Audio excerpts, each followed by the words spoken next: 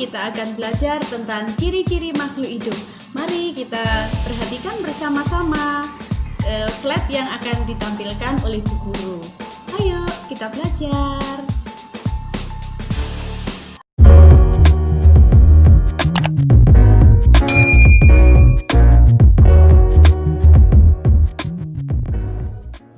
Assalamualaikum anak-anak. Gimana kabar kalian hari ini? Baik bukan? Baik. Hari ini kita belajar lagi ya. Kita akan mempelajari PB 5. Sebelum kita belajar, anak-anak siapkan alat tulisnya ya, biar bisa mencatat apa yang kalian butuhkan, yang hal-hal yang penting. Nah, ini kita akan belajar tema 1, subtema 1, pembelajaran 5. Tetap masih dalam subtema ciri-ciri makhluk hidup. Nah, oke. Ya. Ciri-ciri makhluk hidup. Apa saja yang akan kita lakukan hari ini? Yang pertama adalah kita akan memahami dulu tujuannya kita belajar hari ini apa. Yang kedua, kita akan bahas materinya. Kemudian yang ketiga, kita akan menyimpulkan pembelajaran yang kita lakukan hari ini. Kemudian kalian kerjakan evaluasi. Dan tentunya yang terakhir ada pesan moral yang diberikan Bu Guru untuk kalian. Oke, yang pertama tujuannya. Baik, mari kita pahami dulu tujuannya. Yang pertama tujuannya adalah kita belajar hari ini mencari ide pokok dalam sebuah paragraf yang berkaitan dengan ciri-ciri makhluk hidup. Jadi nanti Bu Guru menyediakan sebuah paragraf, kalian mencari ide pokok. Yang kedua, belajar bersyukur kepada Allah sesuai dengan pengamalan Pancasila dan menceritakan pengalaman kita bersyukur. Tentunya anak-anak punya ya pengalaman bersyukur kepada Allah. Kemudian yang ketiga, kita juga akan belajar tentang penjumlahan tanpa menyimpan untuk memecahkan masalah sehari-hari yang berkaitan dengan berhitung. Oke. Baik anak-anak, sudah disiapkan alat tulisnya seperti yang Bu Guru katakan tadi. Kita akan mulai masuk pada sebuah materi. Nah, anak-anak, kalian masih ingat kira-kira ciri-ciri makhluk hidup itu apa ya? Seperti yang kalian pelajari di PB 1 sampai PB 4 kemarin. Kalian masih ingat? Ya, ada yang sudah lupa, ada yang masih ingat. Nah, yang jelas anak-anak harus tetap selalu belajar ya. Oke, bagi yang lupa akan Bu Guru ingatkan. Ciri-ciri makhluk hidup. Coba yang bagi yang ingat, apa kira-kira ciri makhluk hidup yang pertama? Apa? Iya, bernafas, menghirup oksigen dan menghembuskan karbon dioksida. Itu ciri yang pertama dari makhluk hidup. Yang kedua, makan dan minum. Pinter. Yang ketiga apa kira-kira anak-anak? Iya? Kalian pasti di rumah punya jawaban masing-masing. Iya, berkembang biak. Berkembang biak itu meneruskan keturunannya ya. Kemudian yang keempat adalah iya, pinter sekali, tumbuh. Mulai dari bayi, bisa menjadi remaja, bisa menjadi dewasa, bisa menjadi tua. Nah, yang kelima apa kira-kira? Ada yang bisa menebak nggak? Iya, bergerak, berlari, melompat. Ada yang tumbuh mengikuti arah matahari kalau tumbuhan. Tuh, bergerak. Kemudian menanggapi rangsang. Menanggapi rangsang seperti ini ya yang dicontohkan oleh tumbuhan putri malu. Kalau disentuh dia akan mengatupkan daunnya.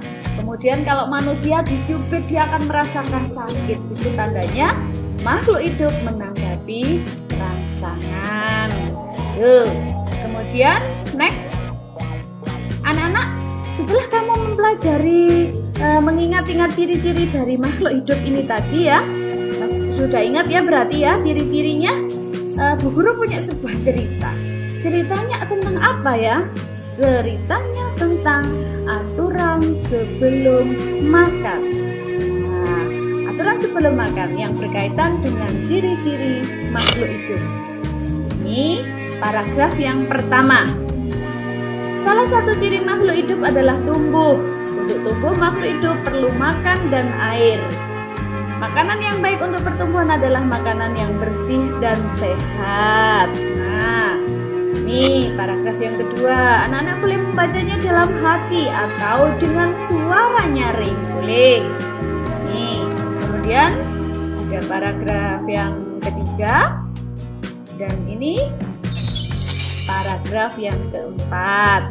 Silahkan dibaca dulu dengan suara nyaring. Jika kalian merasa tergesa-gesa mengikuti pembelajarannya Bu Guru, boleh diberhentikan dulu. Di stop dulu, dibaca dulu sampai kalian paham, baru dilanjutkan lagi. Nah, nih anak-anak, jika kita membaca sebuah teks bacaan, kita itu harus tahu apa saja yang kita baca. Nah, dari yang kita baca itu, supaya kita ingat, mudah mengingatnya, kita mengingat yang pokok-pokok saja. Nah, yang pokok-pokok saja itu namanya apa ya? Kalian pernah dengar yang pokok-pokok dalam sebuah paragraf itu namanya apa ya kira-kira? Kalian tahu kira-kira? Ya? Iya, mungkin di rumah ada yang bisa menjawabnya. Ide pokok, pinter. Ide pokok itu apa Bu Guru? Ya, oke. Mungkin kalian belum tahu ya apa itu ide pokok. Kita pelajari dan kita ketahui dulu ide pokok itu apa. Nih, ide pokok itu adalah ide atau gagasan yang menjiwai sebuah paragraf. Setiap paragraf harus memiliki satu ide pokok. Nah, istilah lain dari ide pokok paragraf adalah gagasan utama. Di nama lainnya ya. Dalam paragraf, ide pokok itu terdapat pada kalimat utama yang biasanya ditaruh di awal paragraf atau di akhir paragraf, bahkan ada di awal dan di akhir. Seperti itu. Kalian sudah paham bukan tentang ide pokok? Ya, nanti kalau belum paham boleh ditanyakan sama Bu Guru via WA. Minta dijelaskan lagi. Oke? Setelah itu kita lanjut, next. Nah, ide pokok itu bagaimana Bu Guru caranya mencari? Nih, Bu Guru memberikan tips cara mencari ide pokok. Ada 5 langkah. Ya, di sini ada 5 langkah. 1, dengan membacanya. Jadi teks bacaan itu kamu baca dulu per paragraf. Setelah dibaca, apa yang dilakukan? Iya, mencermati kalimat mulai awal sampai akhir paragraf. Jadi kamu amati, ya, dipahami, diamati. Setelah itu, apa yang dilakukan? Iya, menemukan ide pokok, dicari. Kira-kira di awal apa di akhir? Atau di awal dan di akhir? Setelah kamu menemukannya,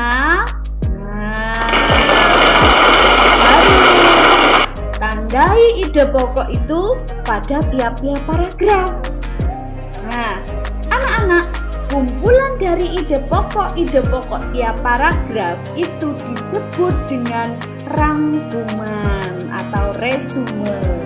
Kalian kan pernah toh sama Bu Guru disuruh atau ditugaskan, anak-anak buatlah rangkuman. Nah, supaya kalian lebih mudah, ya itu tadi caranya, dengan mencari ide pokok yang Nah, kalian sekarang sudah tahu apa itu ide pokok dan sudah tahu itu cara menemukannya. Nah, tipsnya tadi sudah dikasih tahu sama Bu Guru ya. Sekarang tinggal kita mengaplikasikannya dan latihan. Coba, nih, tadi Bu Guru kan sudah menunjukkan kalian sebuah cerita, aturan makan. Paragraf 1. Kira-kira di sini apa ide pokoknya? Yo, coba di rumah jawab dalam hati. Kira-kira sama nggak ya jawaban kamu dengan Bu Guru di sini? Iya, ini jawabannya. Ternyata ide pokoknya ini ada di awal apa di akhir? Pinter, ada di awal. Ya, bagus sekali. Yang kedua, apa ini ide pokoknya kira-kira? Yuk, ada yang tahu enggak? Ada yang tahu? Iya. Ide pokoknya adalah kebersihan makanan mempengaruhi pertumbuhan. Jadi, di awal lagi.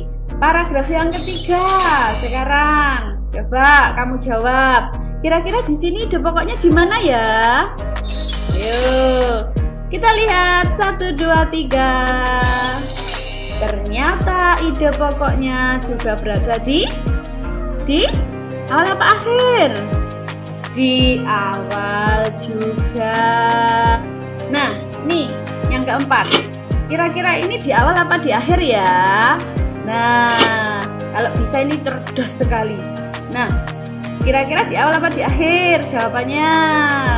Ayo, 1, 2, 3.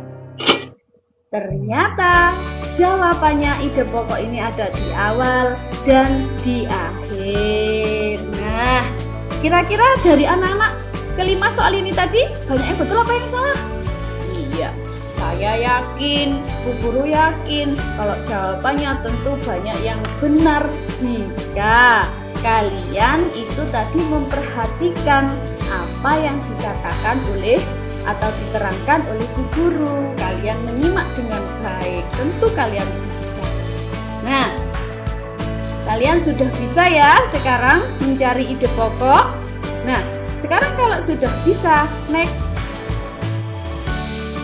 Anak-anak, di dalam bacaan tadi itu kan ada bersyukur ya tadi ya, yang terakhir tadi. Iya, bersyukur. Kenapa sih kita harus bersyukur? Apakah penting bersyukur itu? Iya, kita pelajari ya.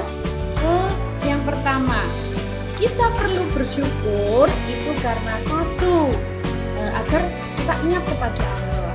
Yang kedua, menjauhkan dari adab. Yang ketiga apa kira-kira? Ya, jawabannya kira-kira sama nggak ya dengan Bu Guru? Iya, hidup menjadi lebih berkah. Untuk yang keempat, coba dilihat. Nah, dilipat gandakan rezekinya oleh Allah. Kira-kira ada yang sama nggak di rumah jawaban kalian dengan milik Bu Guru? Iya, yang kelima, memberikan perasaan nyaman. Perasaan ya ini ya, bukan kesasaan ya. Perasaan nyaman di dalam hati. Nah, yang keenam, berpikir positif. Dan yang terakhir, menjauhkan kita dari penyakit hati. Nah, itu kenapa penting sekali kita bersyukur kepada Allah ya. Nah, seperti kita diberi badan yang sehat, kita bisa diberi makanan untuk bisa tumbuh sesuai dengan ciri-ciri makhluk hidup, itu harus kita syukuri ya. Nah, semua ya, pentingnya bersyukur, semua sifat-sifat bersyukur itu sesuai dengan pengamalan Pancasila. Sila keberapa kira-kira? Coba anak-anak di rumah punya jawabannya pastinya ya. Ya, coba Bunda ingin tahu jawaban kalian kira-kira benar apa salah. Nah, nih Bunda punya jawaban ya. Coba jawabanmu sama apa tidak? Iya, ternyata perilaku bersyukur itu sesuai dengan pengamalan Pancasila sila yang ke-1 yang dilambangkan dengan gambar bintang. Ada yang betul jawabannya? Ya? Oh iya, ada yang betul. Banyak ya? Oh iya, banyak sekali yang betul. Oke. Bagus, kalau gitu berarti tadi mendengarkan ya. Nah, next.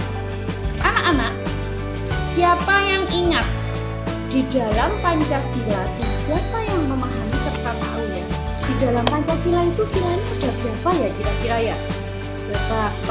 Oh iya, 5. Oh 4. Oh iya 5 ya. Coba kita sama nggak? Iya, ternyata Pancasila itu ada 5 sila. Nah, dari 5 sila ini, 5 ini apa? Angka ya?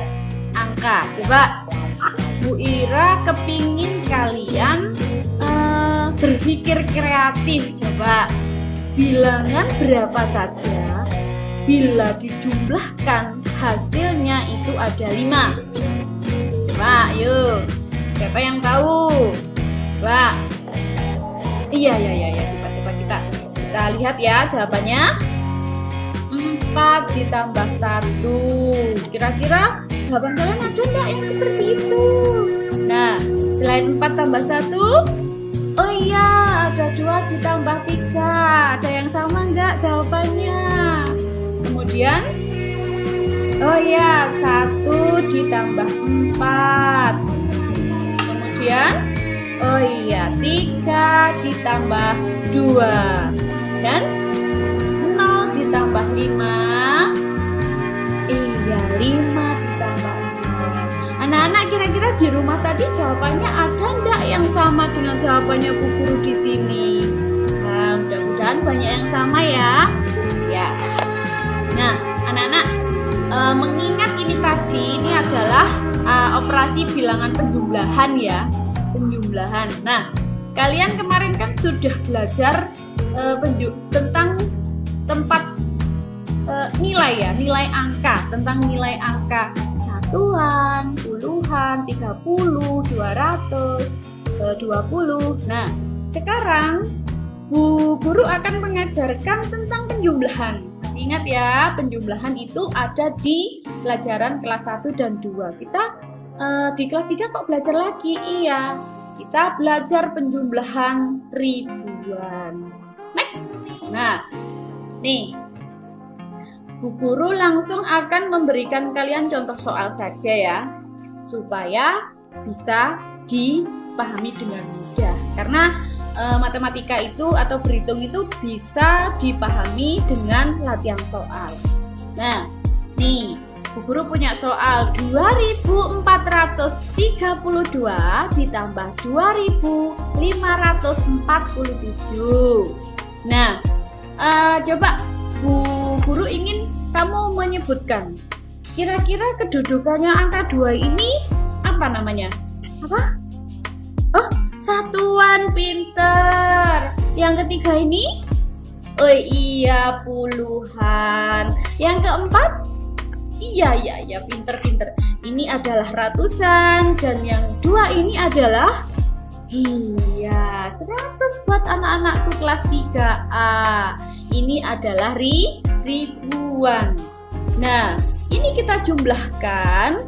Coba, bagaimana caranya menjumlahkan? Kalau kalian sudah tahu nilai tempatnya, satuan, puluhan, ratusan, dan ribuan, tidak usah bingung lagi. Nah, ini Bu Guru tunjukkan. Dari soal itu yang menyamping, Bu Guru ubah bentuknya ya menjadi memanjang ke bawah. Kalau ini tadi memanjang ke samping, sekarang memanjang ke bawah, susun ke bawah. Nah, bagaimana caranya? Langkah yang pertama, yang ke-1 adalah menjumlahkan satuan dan satuannya. Jadi angka 2 dan angka 1. Nah, ditambahkan ya. Nah, angka 2 dan angka 1 ditambahkan berapa? 3 ditulis di sini. Yang kedua, langkahnya menjumlahkan puluhannya, anak-anak. Nah, puluhannya. Jadi puluhannya tadi angka berapa dan berapa?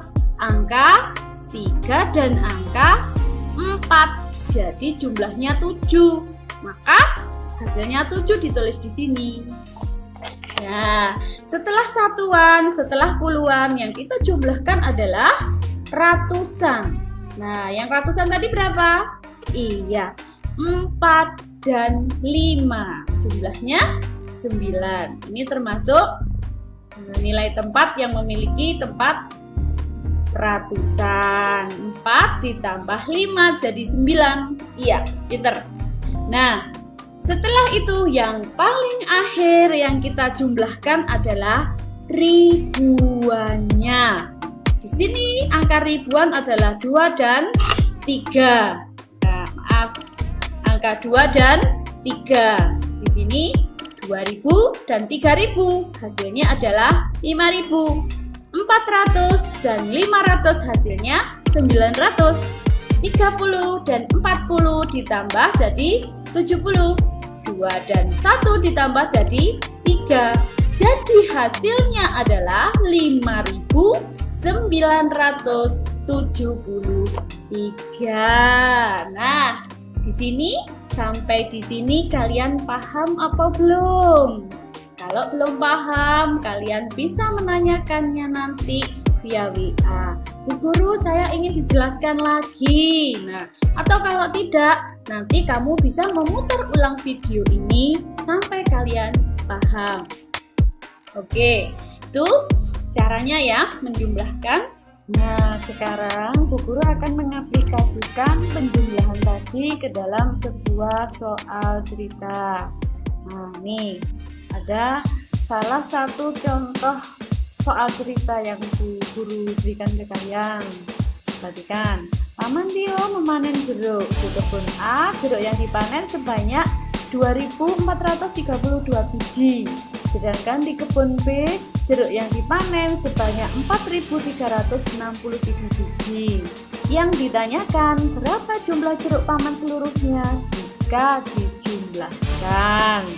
Nah, langkah yang pertama saat mengerjakan soal cerita adalah 1. Kita cari apa yang diketahui. Oh, yang diketahui kebun A sekian biji dan kebun B menghasilkan sekian biji. Kemudian langkah yang kedua adalah, nah, ditanya. Yang ditanyakan apa di dalam sebuah soal itu? Ternyata yang ditanya adalah jumlah jeruk paman seluruhnya. Kemudian yang ketiga adalah baru kita menjawab. Caranya diapakan kira-kira kalau sudah diketahui seperti ini dan ditanya seperti ini? Berarti antara kebun A dan kebun B kita jumlahkan. Nah, cara menjumlahkannya ada 2 cara, anak-anak. Di sini dijumlahkan dengan cara ke samping, ada juga dengan cara susun ke bawah seperti yang dicontohkan Bu Guru di bawah ini. Nah, sekarang setelah dijawab, baru kalian menyimpulkan dengan jadi. Nah, jadi jumlah jeruk paman seluruhnya adalah 4795 biji. Nah, seperti itu anak-anak caranya mengerjakan soal cerita. Jadi secara runtut ya, kamu bisa mengerjakannya. Next. Nah, sekarang setelah kita belajar sehari ini tadi anak-anak ya, mulai dari awal ciri-ciri tumbuhan apa yang bisa kita simpulkan. Nah, anak, mari kita simpulkan bersama. Nah, nih ada Bu Guru di sini. Apa kira-kira kesimpulannya Bu Guru? Nah, ciri-ciri makhluk hidup yang kita pelajari hari ini adalah tumbuh. Ya. Setelah kita mempelajari ciri-ciri makhluk hidup adalah tumbuh, tumbuhnya tadi dari mana anak-anak? Iya, dari makan makanan yang sehat ya, sesuai dengan kebutuhan kita. Makanan sehat itu sesuai dengan kebutuhan kita, tidak boleh kurang, tidak boleh lebih. Kemudian apa lagi? Iya, kita harus menjaga kebersihan makanan agar kita bisa tumbuh dengan baik, tidak mudah sakit ya. Kalau kita menjaga kebersihan makanan, secara otomatis pertumbuhan kita akan bagus. Yang berikutnya apa kesimpulan kita? Betul. Berdoa sebelum makan. Tuh, ya yang kita pelajari tadi hari ini. Kemudian apa lagi yang bisa kita simpulkan? Iya, anak-anak pintar sekali semuanya. Penting bersyukur. Jadi, dengan ciri-ciri makhluk hidup seperti ini yang membutuhkan makanan dan menjaga kebersihan makanan serta berdoa sebelum makan, itu adalah salah satu bentuk rasa bersyukur kita kepada Allah, ya. Nah, selain itu juga kita tadi juga belajar menjumlahkan dengan tanpa menyimpan dalam kegiatan sehari-hari. Supaya apa? Supaya kita menjadi orang yang lebih cerdas, ya. Nah, anak-anak, itu kesimpulan kita. Setelah kita mempelajari hari ini, kalian kerjakan evaluasi yang Ibu berikan sesuai dengan alamat yang ada di sini. Kalian boleh meminta bantuan kepada orang tua untuk mencarikan alamat link ini, ya. Jadi kerjakan tugasnya. Jika belum paham, ulangi lagi pembelajaran yang diberikan Bu Guru tadi sampai paham. Jika masih belum paham juga, tanyakan kepada orang tua atau kepada Bu Guru melalui via WA, boleh. Nah, itu ya. Nah, ini pesan yang diberikan Bu Guru. 1, ya, patuhi aturan makan agar dapat tumbuh dengan baik. Ya, makan teratur, jangan sampai terlambat. Yang kedua, selalu berdoa sebelum dan sesudah melakukan kegiatan apapun sebagai salah satu wujud syukur kita terhadap Allah Subhanahu wa Ta'ala. Yang ketiga, pesannya Bu Guru, belajarlah berhitung dengan baik agar jika kamu kesulitan dalam menyelesaikan masalahmu yang berkaitan dengan berhitung. Itu anak-anak pesan dari pembelajaran hari ini. Jangan lupa kerjakan soal evaluasinya. Dadah, kita akan bertemu lagi pada pembelajaran yang berikutnya. Salam sayang untuk anak-anakku semuanya. Assalamualaikum warahmatullahi wabarakatuh.